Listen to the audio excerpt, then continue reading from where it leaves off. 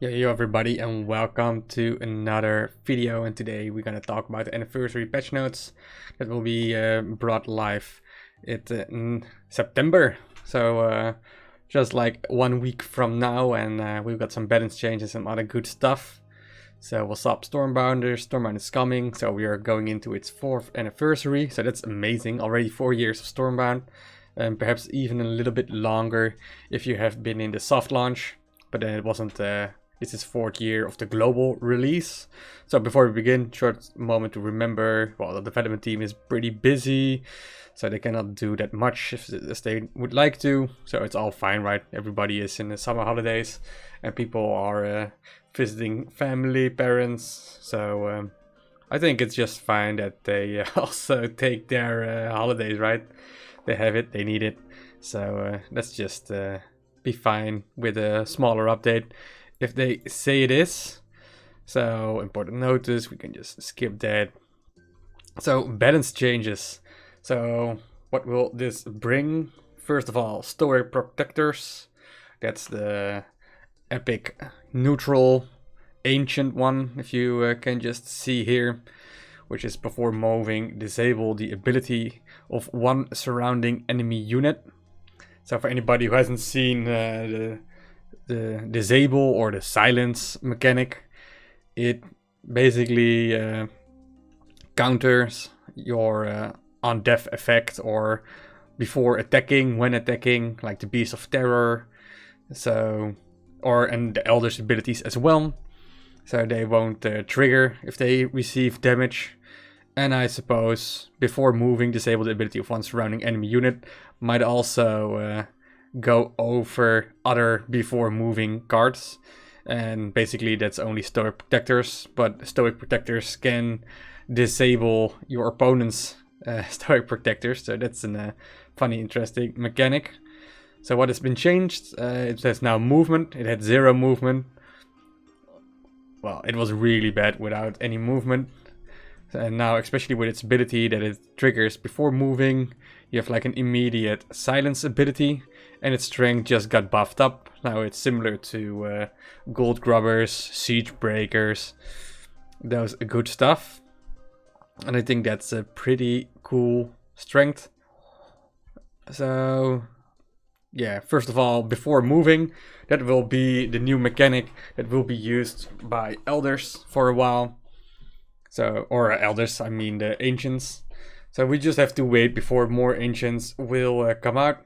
But it seems that they thought about giving them a mechanic, so they got the style of the upcoming ancients somewhat figured out, because otherwise they wouldn't introduce a whole new mechanic. So that's a good sign for us. We have seen the temples now. The temples are done, finito, finished. So now we just go before the ancients and see more before moving mechanics. And hopefully the ancients will become a little bit more interesting than only Stoic protectors that introduced us silence or disable abilities, but wasn't really useful. Well, personally, I'm pretty hyped that this card will actually see play. I like the idea of the Frost Hexers and the Icicle Burst, which also silence your opponent unit for just 1 turn, at least until it's frozen. And well, that was a very interesting one, and now Stoic Protectors becoming like a Siege Breakers. It's actually a card which might be useful now to use. So looking forward to see more of this bad boy and more of the ancients that coming up probably throughout the remaining months of this year. Chillbirds ability now grants 3, 4, 5, 6, 7. So it basically reduced 1 strength with its ability. Basically before it attacks, it gets additional strength. Well, it was basically before attacking a unit in front. Now it's just before attacking a unit. It's like we right see here. So it's way more consistent. Chillbirds was just a filler card, and now it actually has some utility. And well, it really looks a little bit similar like Joust Champions, where if we can see here with the Chillbirds, it is 4 mana, gains 3 for level 1, and this is 3 and gets additional 3 damage for a unit and a structure. So this is way better at board presence and clearing stuff. and it's also 2 mana cheaper, but it doesn't gain strength. So Jailbirds is a card you want to use for direct base damage. For example, if you have a weak unit in front, then you just buff up and then charge the base. And yeah, basically that. And we have Lasting Remains, which is also a little bit similar because it has 1 movement, but after attacking it moves forward, so it commands itself always the tile in front. So that's just something similar. And as we saw, like the Jailbirds were 4/3/3. If you got lucky, this is 8. So this is weaker, but it's also 2 mana cheaper. So definitely still not overpowered or anything. But at least it might see some play now. Especially in Winter Pact, where you have like a lot of mana. You can just crank this thing up when you have Gift of the Wise. But I still think this will become, or this will stay a non-meta card. But maybe it will be fun, especially in the lower leagues, when you just have this card on a higher level. And that makes it more appropriate to use. Next one, Ludic Matriarch's ability now triggers when played bordering at least 1 friendly dragon, instead of exactly 1 friendly dragon. Yeah, at one point in Stormbound, this card had seen a lot of play. Now we have more AoE, and well, this card basically became useless somewhat. It was still okay, but with all the AoE coming in with Dark Harvest and yeah, Aaron seeing a lot of play as well, using Blade Storm and Needle Blast, Victors of the Melee, etc, etc. This thing has just seen reduced popularity, and now it becomes just easier as well. It was a lot of times when you just play it and you just forgot about this specific scenario that you only can bordering 1 exactly friendly dragon, and now it's just way easier. But don't get it wrong, like this card will still spawn dragons bordering itself and 1 friendly dragon. It won't spawn dragon links or dragon tokens bordering every friendly dragon itself is bordering. So it doesn't really have a power spike but such, but it will be good for dangerous suitor synergies as well. So next one is Mechanical Workers. Strength is now 5, 6, 7, 8, 9. So for anybody who doesn't know what card it is, Mechanical Workers, aka Mechanical Armpits or Mecha Armpits. It's on play, it spawns a mech workshop behind. So that's pretty funky, but it was really slow, it doesn't do much, and his body was also pretty weak. So most of the times you lose front, and your opponent can just block or even just destroy your mech workshop, and you just lose the game. Now with maybe 1 more strength, this card will see from almost no gameplay to maybe almost a little bit of gameplay. I don't think this will be become meta or anything. I don't think we even want this card to be meta for sure. Like Mech Workshop is a little bit awkward and can only be easily hard countered. So I'm not sure if we want to see a world where Mech Workshops become a dominant structure in the game. But hey, getting like a useless card a little bit better, it's a good one. And now I think the most anticipated card of all. Everybody has been playing Rogue Sheep since this month's update, and it has been a lot of fun. A lot of people hated it, and well, basically Shipyard has listened to us and they adjusted the ability a little bit. So let's just first go to the ability. If you are living under the rock, what does it do? Well, what it did, it was like on play you drew a card from your opponent with a discount, and now it's doing draw X single use non-pirate card copies from the enemy's hand. If you have a pirate card in hand, reduce its mana cost by 1. So basically it does still the same with some minor tweaks. First of all, it's a single use, so you can only use it once, which is good to know because cards like Mirth or Harvester of Souls, they get you a permanent copy from the card that has been copied or the token that has been put into your deck. It also says non-pirate card. Well, voila, this is a rogue sheep. We have seen some insane rogue sheep exceptions where the whole board was flooded with rogue sheeps because it discounted your opponent's rogue sheep, and you had the rogue sheep in your hand. Your opponent copied your discounted rogue sheep to even more discounted, and in the end you just end up with a 1 mana rogue sheep or even a 0 mana rogue sheep, and your hand and the board is just flooded with rogue sheep and nobody wins and everybody is sad, and the game just goes on forever because nobody concedes. So the non-pirate card copy, it's actually pretty good, and I think the only card copy or the pirate card copy you wanted to copy was rogue sheep. The rest of the pirates aren't that exciting unless you were playing in the pirate brawl, which was super awkward as well. And I think so, not being able to copy a pirate is a buff in some way, a minor buff, because not many people run pirate cards besides the rogue sheep. Maybe just Westwind or her freebooters. Well, freebooters was a good one, I will give you that. Anyway, next on the ability is if you have a pirate card in hand, reduce its mana cost by 1. So now this card forces you to play more pirates than only rogue sheep. So just think of Westwind, freebooters, first mutineer. You can go wild with, well, obviously if you play a Lucky Charmers pirate deck, you will have the synergy with it. But it's also counter the Lucky Charmers synergy. And well, maybe also North Sea Dark might be an interesting one. So this is something that will definitely nerf its play. People now actually need to think how to make a deck, because you need to use non-optimized cards as well. Or you can just go with the main curve, but I really enjoy that they added this minor tweak, that it required some pirate synergy with it. Because now we might actually, not at this moment, see pirate decks rising, but this might be an incentive for Shipyard also to look into the pirate archetype and maybe give some necessary buffs there as well, or introduce more cards or tweak other cards' abilities, like not nerf or buff, but it changes it a little bit, so we have a more interesting unit type that accompanies the game. So pretty good. I'm not sure, maybe this might be a little bit too weak, but at least it's not gonna be too strong anymore, that's for sure. And they can always buff it again. They have shown us time and time again, just like these cards above, that they aren't scared to give cards minor tweaks.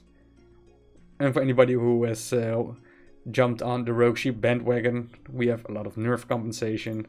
So if you have it almost at your next level, feel free to just upgrade it, because you will get a discount, or you get, like, for example, if you're discard on level 3 and you're 1 or 2 copies away from level 4, you can just upgrade it for 60 fusion stones, and then you get additional 10 fusion stones.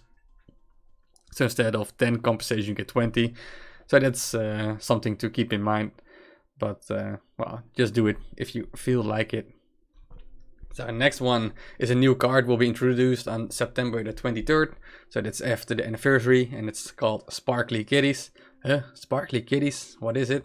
Yeah, it's Kitties, right? It is Kitties' website. And surprise, Shipyard gave some respects towards the developer of this website, and was also promoting all these cool well, monthly updates. So it's just what we needed, I guess, to put her on in the spotlight with her own very own card, the Sparkly Kitties. And well, they also thank you. All 2.5 years Stormbound Kitty is live, so it's a really long time. I didn't even remember that it was already 2.5 years, but she has done an amazing job. Alright, so most important for most players is, what is this card? 2 mana, feline, it's an epic. So it's gonna be costly on the Fusion Stones part, but what does it do? On play, confuse itself, then gain 2 speed. So what does this mean, on play, on confuse itself? It means that when you play this, it will always walk first, left or right.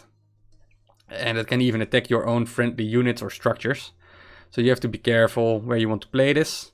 If you put this on the outer columns, for example, if you put this card on the left column, it will always move right, and vice versa. If you put it on the right side of the game board, it will always move left first. And then it will look if it will attack a bordering like left or right unit. And if not, it will move forward, because it also got 2 speed. So this is basically like a lawless herd with 1 movement and confuse. So this is gonna be very interesting. I would love to see cards like this also interact with things with elders that triggers on friendly damage. So now basically everyone has a card that can trigger your own elder. So this might be something to keep in mind if you just want to keep it on level 1, because then it doesn't do a lot of damage.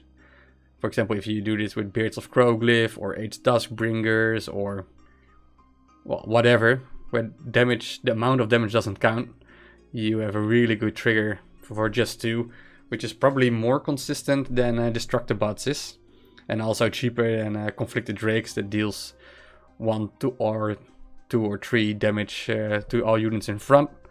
So we have a lot of interesting synergies with that. You can even clear up your own board space. You can get past enemy units. For example, if your opponent is defending an important card, and you can only first need to attack forward to a very strong unit, while this card can just move left and destroy the structure, for example. And the whole defense doesn't make any sense.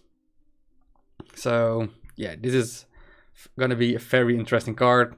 And with all that complexity, I really enjoy it. It's an epic. It showcases what kind of strategies you can do with this card. And well, this is gonna bring a lot of fun interactions in it. Sadly, we have to wait till the 23rd, and then everybody needs to level it up. And it is an epic, so it costs a lot. So let's see how long it will take before this card will take a place in the meta. But trust me, this card will, and we're gonna enjoy it. Okay, there's some disclaimer what I already talked about.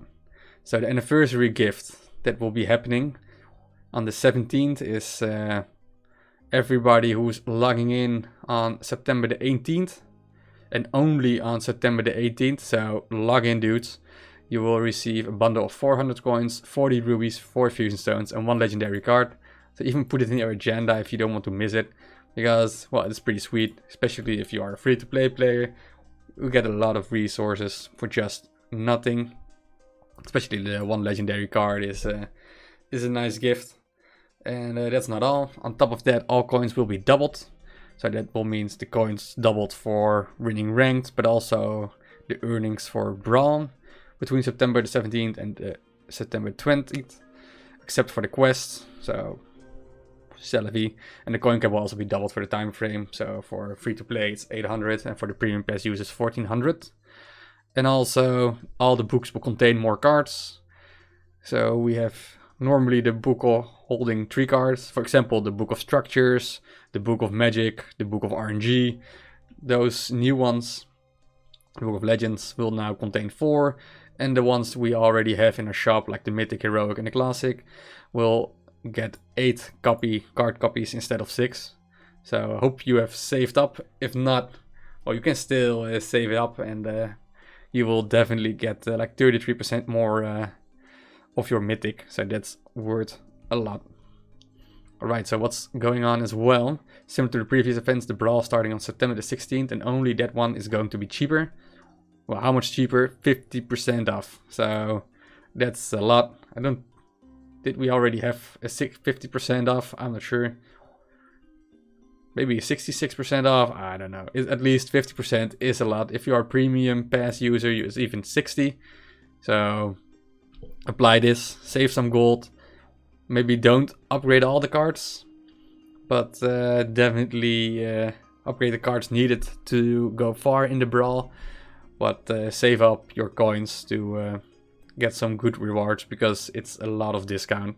Especially because everybody can play casual, most of the players can play warrior. if you just have level 3 cards, so you don't have a level disadvantage. And if you are interested in how to play Brawl, just visit my other YouTube videos and you will see how to be a complete beast and destroy everyone. Or just see me fool around and learn from my mistakes. So, exclusive offers. Yeah, I'm not going over this. Most of the times these are strong offers and are worth more than the average daily, monthly or weekly offers they provide. If you are spending some money, now it's the time to put it in one of these or multiple, whatever. Do whatever you want, enjoy, and become a whale. And also, on top of that, every ruby bundle will yield double the original amount of rubies. This is not time bound, so you don't have to do it. So, for example, if you want to do the ruby bundles and you want to do this, then probably better to just go for these bundles and save up your money, and then you can buy the rubies later. Obviously, you won't have the rubies to get the extra cards from the books. For example, also good to know, like the birthday pack, it says 20 mythic tomes. So you will get 20 mythic tomes that yield 8 cards instead of 6. So keep that in mind, that this is also amplifying on top of each other. So what else do we have? Quality of life improvements. The release will bring 3 neat little quality of life improvements. You're gonna have a search bar. The deck building and the collection screens will now have a small search bar to filter cards by name, ability or type. This should make it easier to compose new decks, especially for Brawl. So that is pretty good. Like, the card collection comes bigger and bigger, and sometimes you just want to search something and you have to scroll, you don't know where it is, or you don't just forgot the name or whatever. Well, the search bar will help out a lot. Also nice for meming decks, where you can just say I want a deck with only that has cards with the letter M or whatever. I'm not sure if it works like that, but that would be fun and silly. Anyways, the shop refresh. It will now be possible to re-roll the offers from the card shop once a day by watching an ad, or for free or premium pass holders, or for free for premium pass holders. And you can only do it at once. If you buy a card, it won't be refreshed, so keep that in mind. As you can see here, it will be on this side, so I think you will just refresh all the cards unless you have bought a copy of it. So, well, I think this is a good change for everyone. A lot of people just want to play one deck, so they have that double amount of odds to receive the card they want. And also for the people late in the collection, where you almost have everything maxed, you will just have multiple as well to just finish up your collection. And the upcoming Brawls mode will now showcase which Brawls are coming, alongside their modifiers and rewards to better prepare for the next week. So this is especially interesting for the Brawl with a 50% discount.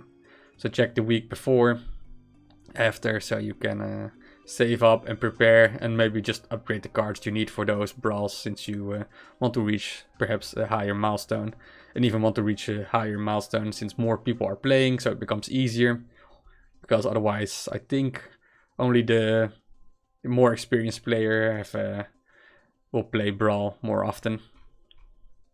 So that is it for this update. Hope you enjoyed.